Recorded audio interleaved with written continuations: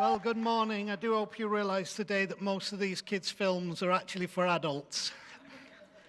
You do know that's the strategy. The content is aimed at adults so that the adults will take the kids, and then they get the money and both parties are satisfied.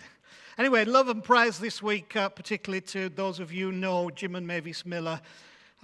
Jim had cataract surgery this week, plus he's got a heart procedure coming up, and Mavis is having a hip replacement on Wednesday, so we send love and prayers to them, and also to our Jenny, who's supposed to be in France and not here. We love you, Jen. Sorry that didn't work out. And to our Sarah, who's got a new job.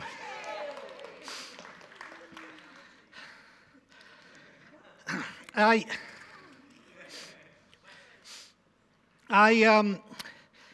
think I might call this morning's talk, Don't Burn the Guitar, as an ode to perspective, and you'll see why as we go through. I have used a photograph that was taken many years ago, many times when I've preached around the world, and this is the particular photograph that I've used. And if you take a good look at that photograph, what you will see is how I am craftily taking a wee in that lady's bag, with none of the people around perceiving what it is that I'm actually doing. Now, I've used this many times to illustrate how your perspective, or the angle from which you view a thing, influences at very best, or actually determines your perception of what you see. The angle or the place from which you view anything will determine your perception of that thing. That's the problem with a single point of view. Because you understand, a point of view is just a view from a point.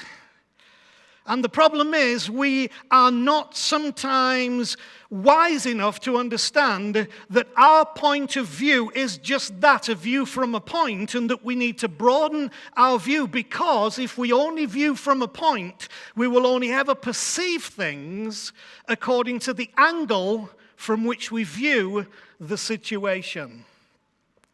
I love this film, Trolls. I've watched this so many times this week. I think it's absolutely hilarious. The question is, from the movie we saw, are you a "the Bergens are coming" person? Do you understand what I'm saying? And I love the way that Branch does not think that that's what he does. And most of the time, we do not believe the level of negativity that we have in our life and the defectiveness of our perspective, but try to justify it with, I don't do that. I love the card. I think the card for me, every time I watch that, it makes me laugh. Especially the little tune, Celebrate Freedom from the Bergens. And squirting the glitter on him. There's another thing he says in the movie that I think has parallels with us. He says, I wouldn't be caught dead at your party. So when we're trying to bring change to lives, often there's this underlying thing, spoken or not spoken, I wouldn't be caught dead at your party, but you will be caught and dead. See, we're back to the grug and the crudes, end of every story, and died. Now, I like what comes in at the end, because he says, thank you for sharing your unique perspective. And I've no doubt you have a unique perspective, but your perspective could be, I wouldn't be caught dead at your party, but you'll be caught and dead. And what his response to her is, tune out his negative vibrations, Poppy. Some folks just don't want to be happy. Now, what interests me in human psychology is we would all say that we want the issues that cause us distress and anxiety to be gone. But actually, when you begin to dig a little deeper into the psyche, some folks just don't want to be happy. And the longer those things in our life have defined us, that has become our perception because of our perspective. And now our perspective on life causes us to have the perception, and we just won't or can't be happy. Now, I'm not going to go into the deep issue of where the words perspective and perception come from or what they definitely mean, except briefly to say that perspective molded in the 14th century into a word that means the science of optics. Perspective is about the science of optics, how you see, where you are looking from. It means to look closely at or look through. So your perspective is how you look at things and how you look through things. Now, perception is an understanding or a taking of cognizance. So when we talk about cognitive thinking, that develops from our perspective on life. And I love what it says in one of the dictionary definitions. It says perception is a noun of action. So you will act out your perception that's governed by your perspective. So perspective determines perception. Now, I will never be able to change how you see life, love, God, and other mysteries unless I can change your perspective. Now, some people interpret perception before perspective and some perspective before perception if you look at people online, and that's fine because it doesn't really matter as long as you catch the principle. In my understanding, perspective is related to position. So my perspective on things related to position, while perception is related to meaning. So that brings into the equation two things. How I see the world, how I see things, and how I interpret what I see. This brings us into the arena of how belief is shaped or formed. Beliefs are generally formed in two ways, and we've talked about this a little bit before. They are formed by our experiences, by the inferences we have in life, what is inferred to us, and by the deductions that we make. Well, if this is happening and it could be that, then it must be because. And the second way that beliefs are formed is by accepting what others tell us to be true. And that's one of the major ways, especially if we have had experiences a certain way about authority, then whatever anybody tells us who's in authority to be true, we believe it must be true because they wouldn't do anything to harm us, would they?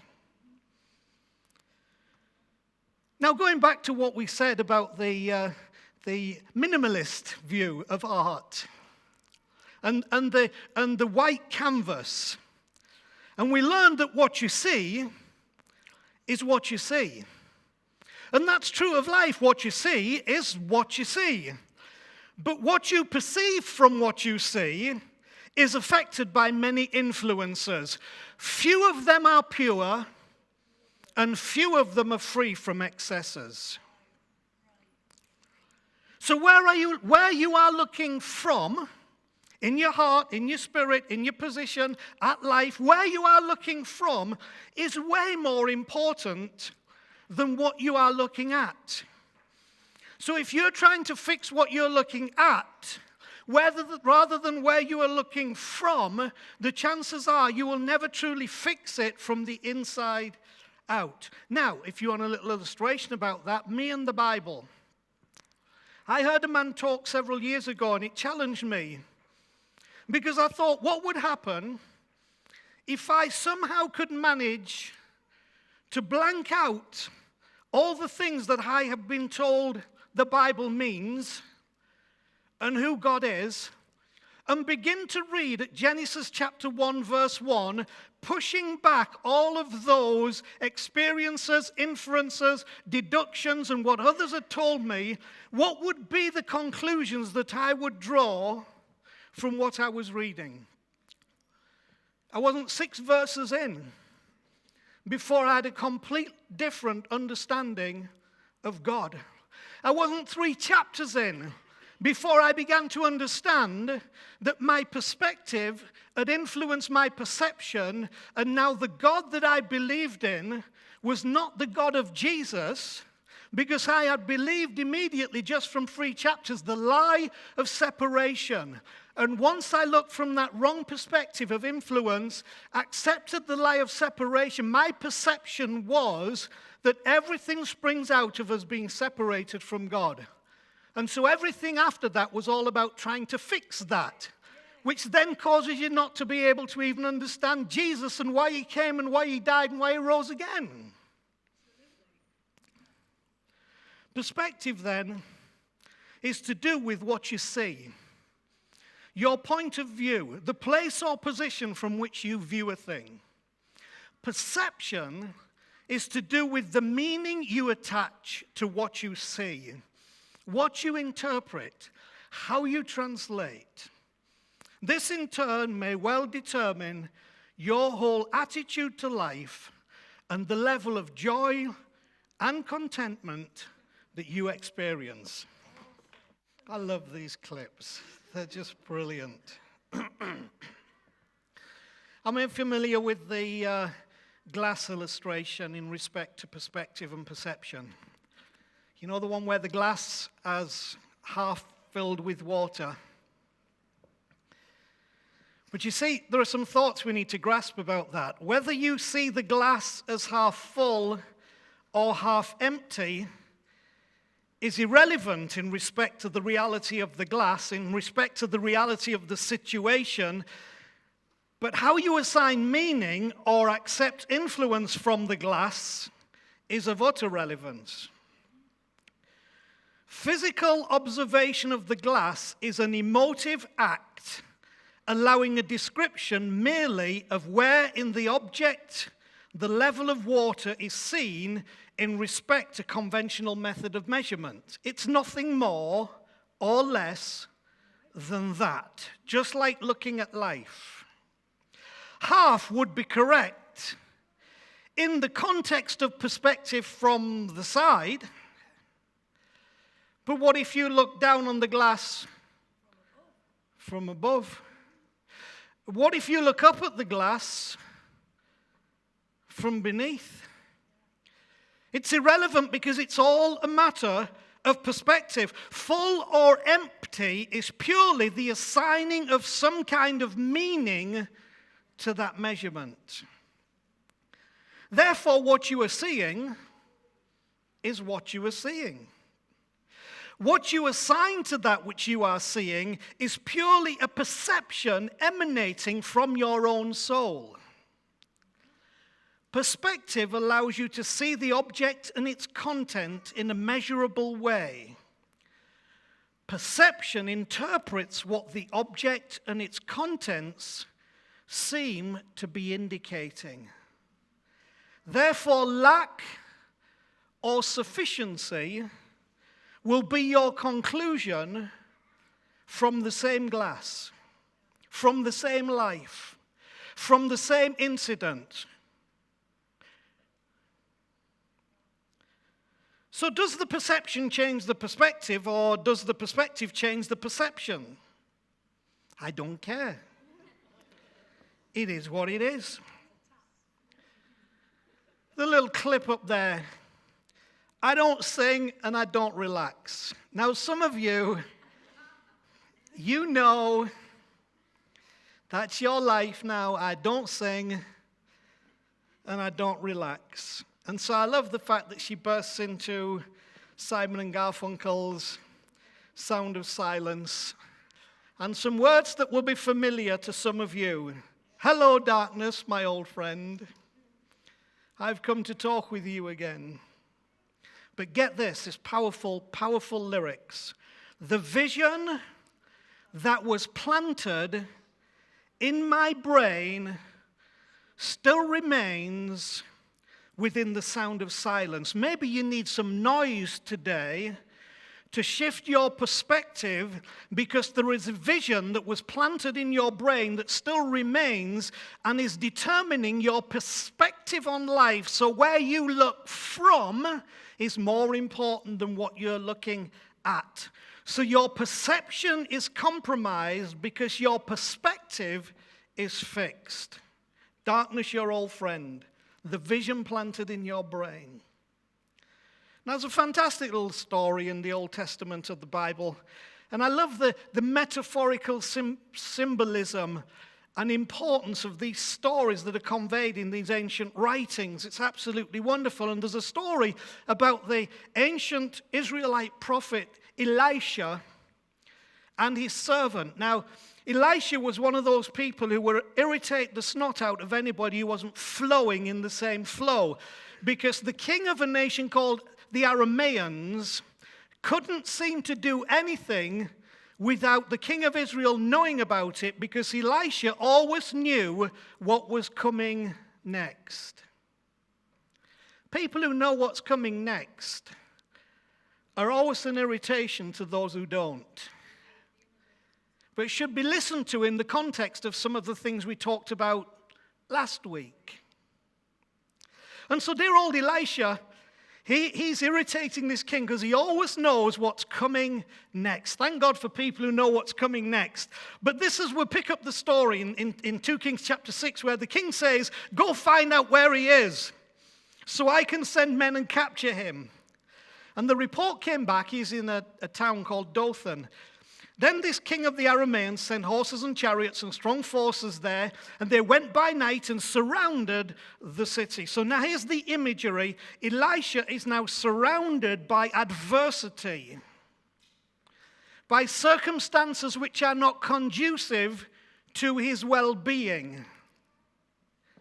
He feels imprisoned and trapped. And so it doesn't seem he can ever move away from where he is. But here's what happens. When the servant of the man of God, Elisha's servant, got up and went out early in the morning the next day, he saw an army with horses and chariots had surrounded the city. And he says to Elisha, oh my Lord, what shall we do? The Burgans are coming. The Burgans are coming. The Burgans are coming. And this is what Elisha said. Don't be afraid. Those who are with us are more than those who are with them. Now, here's what I wanted you to grasp from this wonderful imagery. And Elisha prayed, oh Lord, open his eyes, the science of optics, perspective. Oh Lord, open his eyes. Oh Lord, open his eyes so that he may see, but see from a different perspective than the one that he had looked at previous to that, which says there's no escape, the enemies are too strong, they're too big, we're captured, we're going to die, the Burgans are coming. The science of optics. In perspective, Lord, open his eyes that he may see. And the Lord opened the servant's eyes, and he looked and saw the hills full of horses and chariots of fire around Elisha. He began to see a different picture. He began to perceive that what he first saw was not the whole picture, but that if his perspective was changed, maybe his perception would change, and he realized that actually they were not the ones in danger. And you read the story on in 2 Kings chapter 6, a good story, how then it's interesting that the eyes of the Arameans are blinded. Why? Their perspective became defective because of their intentions. So what you see is what you see, but when our perspective moves to look past or beyond, our perception becomes enlightened to other possible outcomes. So tying in to our last clip and explaining why I chose the title for today, please don't burn the guitar this morning. So if you notice, we are not in any way trying to suggest that the challenges of life are not what they are. What we're trying to show from this last clip from Trolls, where she sings Get Back Up Again, it's despite it all. Not without it all, but despite it all. What do you notice about the princess there? What I notice is this: in spite of it all, her perspective is giving her a perception that brings her to, I will get back up again, which in Bible terms is resurrection. This too shall live. You will live and not die.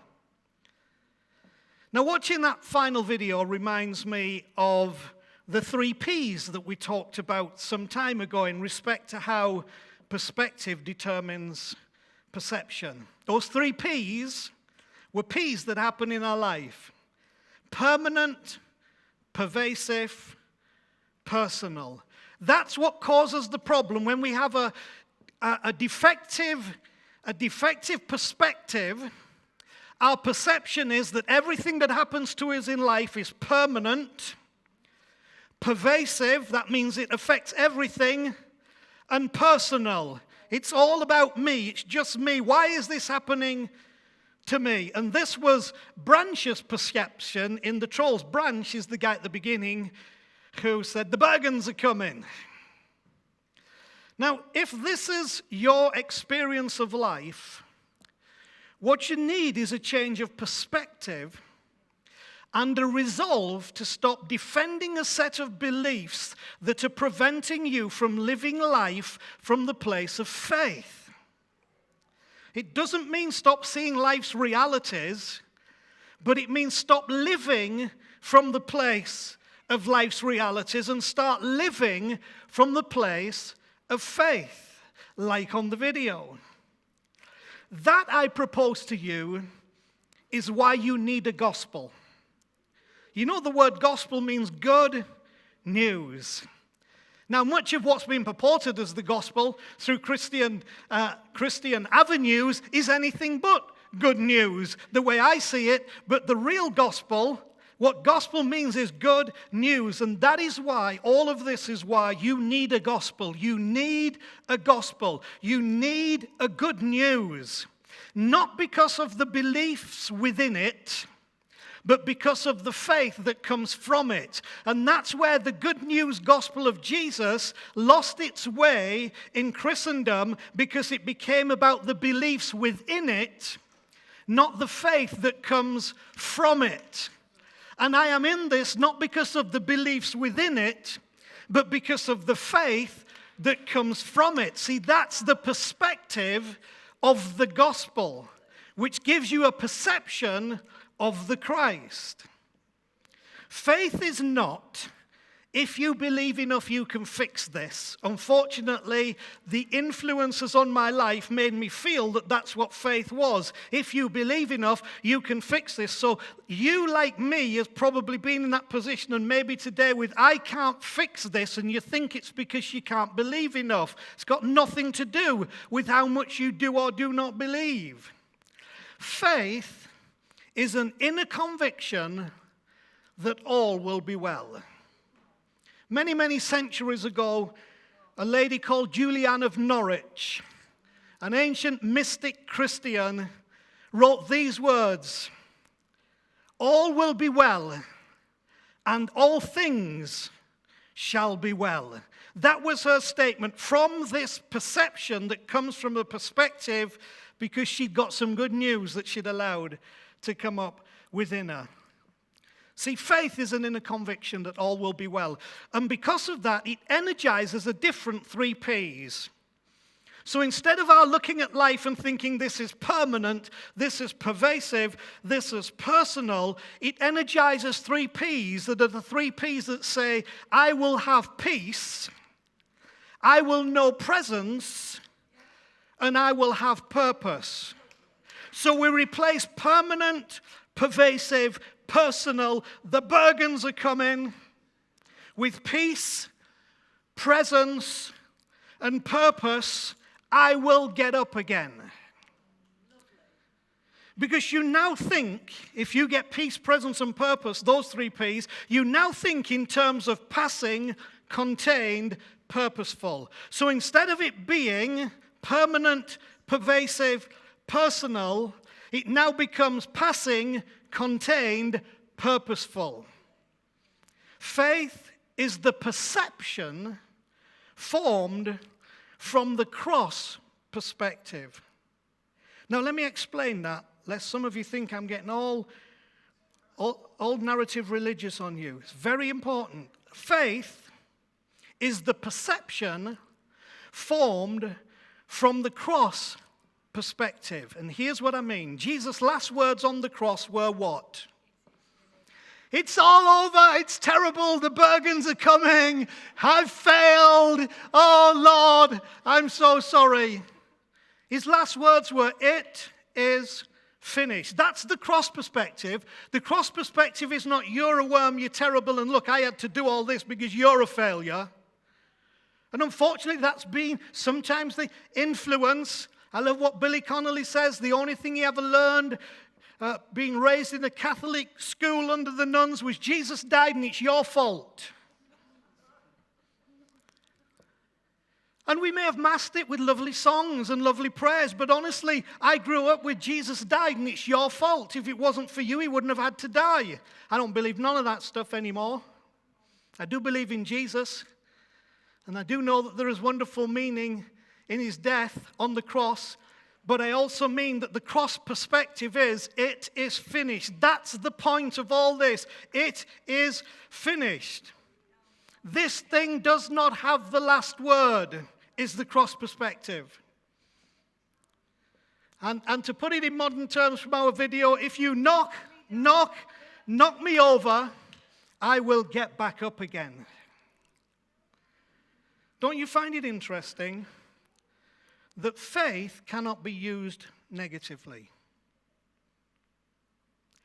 I've never heard anybody ever say, I have faith you're going to die. Never heard anybody say, I have faith that this will turn out really bad. I only hear people say what? I believe you're going to die. I believe this will turn out really bad. There is something about faith, to quote from Danny's song, that takes us beyond belief. That's why I believe the objective of Jesus and the Christ revelation, or I should say that's why I have faith in the objective of Jesus and the Christ revelation and the purpose of all true Scripture. It is not to establish in us a set of beliefs, but rather offer an invitation into what it means to live a life of faith. A different perception from a different perspective. So where are you looking from? See, if I can shift your perspective, I can change your perception. It's interesting that 2,000 years ago almost, the Apostle Paul had that in his mind when he wrote to a church that was in Ephesus. And he wrote these words to them. And God raised us up with Christ and seated us with him in heavenly realms in Christ Jesus. Now bear in mind, he's speaking to very religious communities who understand about gods and thrones and heavens and authorities. And so Paul uses this picture and says, listen, the whole business of this gospel that I brought to you is that your perspective might change to one that is seated up there rather than crushed down there. So you're looking from up here, looking down from a different perspective because it is finished. Because this is not the last word. Because I will get up again. And God was even at that through Moses in the Old Testament when, through inspiration, Moses writes these words to the Israelites, the Lord will make you the head and not the tail. He's trying to get them to a different perspective, which is you are the head and not the tail. You're the first and not the last. You are above and not beneath. Now, when you grasp that by faith, your perception of life, like in that beautiful video, I love when she goes down and she thinks this is amazing, and then one thing eats the other thing, which eats the other thing, which eats the other thing, which eats the other thing. And I love the fact that she finishes the song wrapped in a spider's web with a croaky voice, but saying, I will get up again. Do you know what? She will get up again. And so to quote what she said, "Hey, I'm not giving up today. There's nothing getting in my way. And if you knock me over, I will get back up again. Oh, if something goes a little wrong, well, you can go ahead and bring it on. Because if you knock me over, I will get back up again. What if it's all a big mistake? What if it's more than I can take? No, I can't think that way. Because I know that I'm really, really, really going to be okay. Hey, I'm not giving up today. There's nothing getting in my way. If you knock me over, I will get back up again. Oh, if something goes a little wrong, well, you can go ahead and bring it on. Because if you knock me over, I will get back up again." That's the perception that comes from the perspective that has been changed because we understand the gospel that gives us the opportunity to say, it is finished. This is not the last word.